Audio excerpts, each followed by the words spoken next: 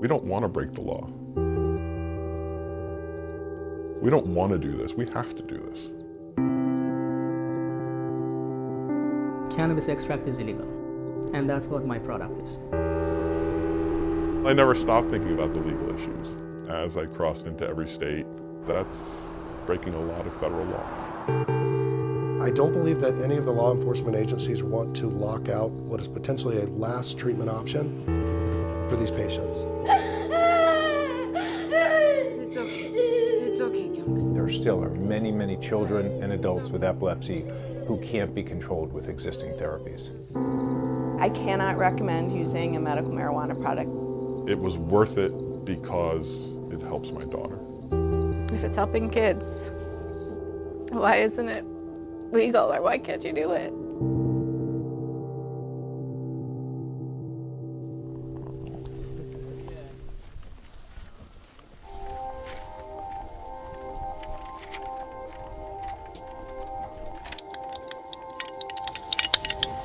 This is about as big of a piece as we'd want to cut at once.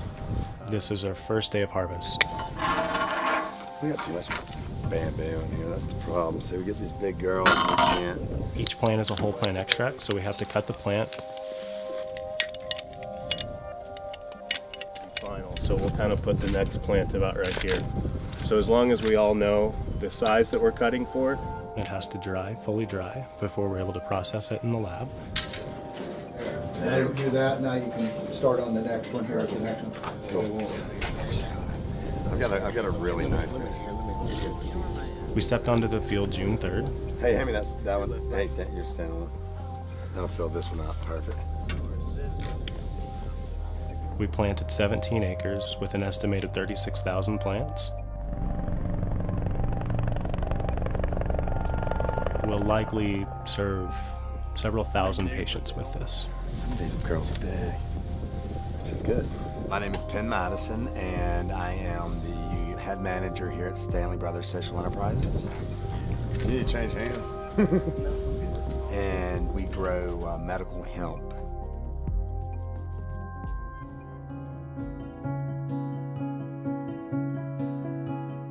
We have a little girl, Millie, who's 2.5. Yeah. Is that one hurting? Or are you getting frustrated about it, huh? She has intractable epilepsy. It's a debilitating form of epilepsy. 1 in 26 people will have epilepsy during their lifetime. 3 million Americans have epilepsy. 50 million people worldwide have epilepsy. It is one of the most common neurologic disorders. Yeah. We had no idea whether or not medical hemp would work. What we did know is that everything else we had tried had not. We had seen specialists all over the country. We had tried multiple anti-epileptic drugs. Yeah.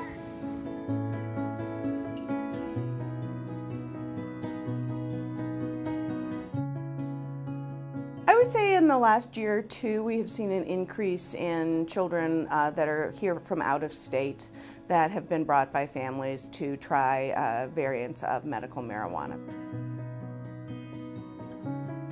The laws in Tennessee didn't allow us to have this delivered to us there. It didn't allow this to be an option to give it to her there. So the option of moving to Colorado to pursue medical marijuana was a viable option for us, and so we chose to do that.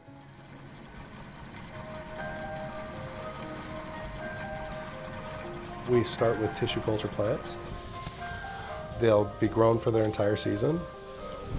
When they're ripe, they'll be harvested, dried. Once they're cured right, they will come back to the lab for extraction, in which we will extract all of the valuable parts of the plant into a fine oil. Then that oil is used to create specific dilutions of a dietary supplement that we call Charlotte's Web.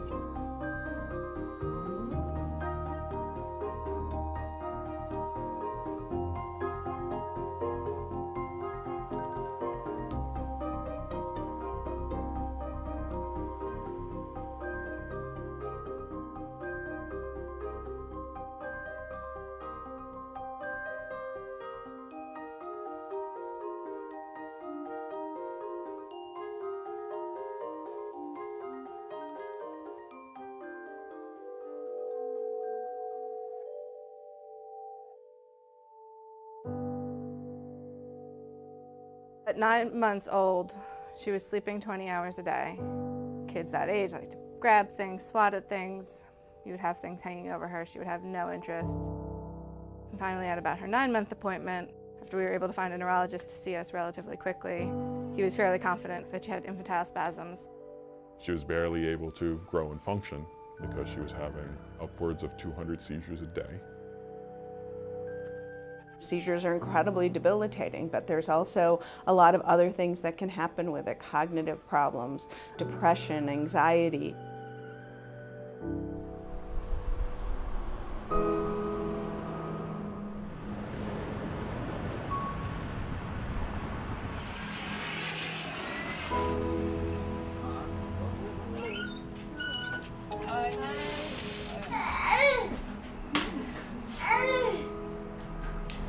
For 3 times a day, 1.2 ml a day. And I see patients here 2 days a week, on Tuesdays and Thursdays. And these are the consultation days and also days where people come to pick up their medicine. In order to be ready for those 2 days, I spent probably about another 4 days in lab making oil or with my brothers at the grow facilities. He was our first state licensee for the Charlotte's Web products. And it's fitting that he is a parent of a child with Dravet syndrome. I'm involved in this industry because of my daughter, who is 10 years old now. Her name is Emily, who has intractable epilepsy. It's okay. It's okay, Youngs. It's okay. It's okay. Emmy John, it's okay. At her worst time, she's had 100 to 150 seizures a day. It's okay. We've been told by a couple of doctors that we have to go home and enjoy our daughter as much as we can because there's really not much hope left or anything else that will help. So I spent a lot of time in California trying to find this medicine, and I didn't have a lot of luck. We started doing our own research to see what type of side effects, but why not try it? I just put my daughter on a medication that could have killed her. If it doesn't work, we put it to rest and we can move on with our lives. But if it does, nothing else has. Not everybody can come to Colorado, so there has to be something else you can do. My daughter was not doing good, she was having seizures, and I knew that there could be something that helps her, but I can't bring it to California or I can't transport it, so okay. It was very frustrating. It's okay. In the state where we live, they do have a medical marijuana program. However, even if you were able to get through all of the bureaucratic hoops they have set up, the appropriate product for our daughter is not available. Here I am, desperate father. I have to help my daughter. I need to have this for my daughter. So what is it gonna take? One thing led to another. How are you guys doing? How's things? We're doing okay. I am now the director of the foundation's California chapter. And that was the only way to do this legally. I wish when Emily started having seizures 10 years ago, somebody in this position existed, where somebody would sit down across from me and say, this is what failed for people, this is what didn't, this is what others are doing. We were scared, one, to pick up and move and leave everything behind, but we weren't sure it was going to work. Even in Colorado, the waiting list for Charlotte's Web oil is quite long, so it's not like you can just fly or drive to Colorado, pick it up and come home, which, apart from violating federal and state laws, is just you can't do it.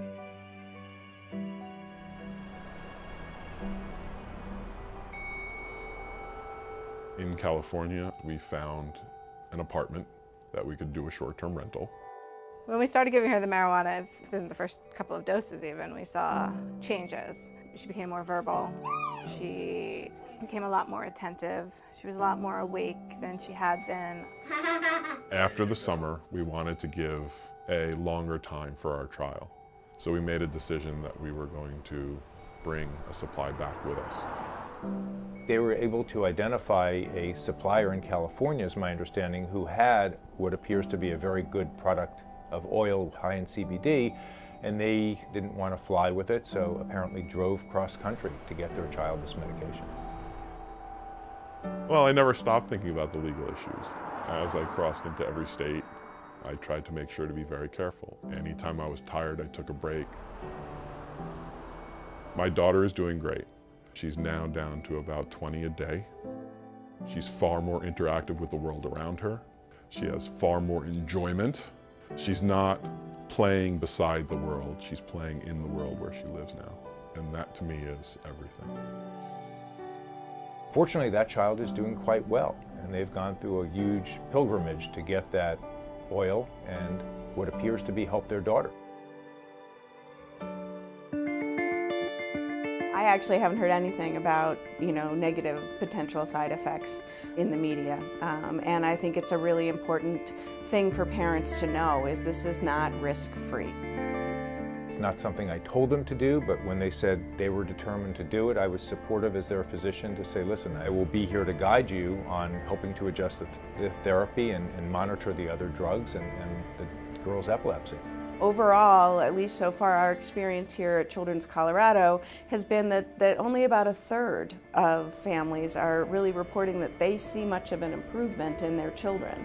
And of those children, when we look at brain waves, none of those are we really seeing the kind of EEG change that we would expect from a really effective medication.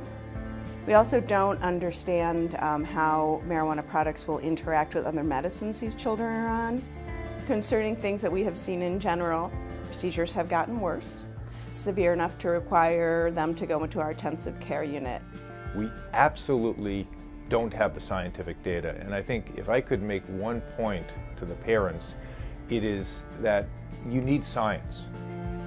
The other concern with the artisanal products is that we don't always know what's in them. They vary from batch to batch, they vary from grower to grower. Unfortunately, we're giving it out to large numbers of very vulnerable people like children without knowing what the correct dose is, without knowing what kind of epilepsy it's going to work for. Most of my critics, especially in the medical field, are critics that are criticizing lack of research. I blame them. That's their job.